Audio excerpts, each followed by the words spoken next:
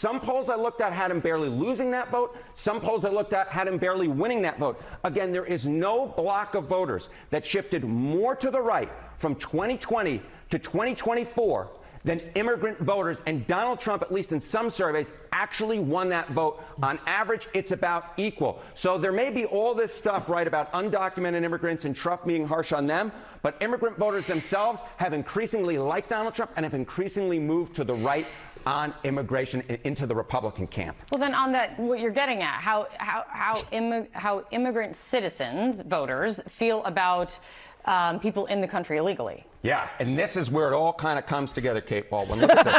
The net favorable rating, immigrants who are here illegally, among immigrant citizens, again, those registered to vote. In 2020, look at this, plus 23 points on the net favorable rating. But look at where we were in 2024, minus 6 points, underwater. So immigrant citizens have become increasingly unfavorable in their views of those immigrants who are here illegally. So I think it's so important when we're talking about this debate from a political angle to separate those out who are undocumented immigrants versus those who are here legally. Wow, it took them only 10 years to figure out that not all immigrants are illegal, and that the people who come here legally, they tend to be successful.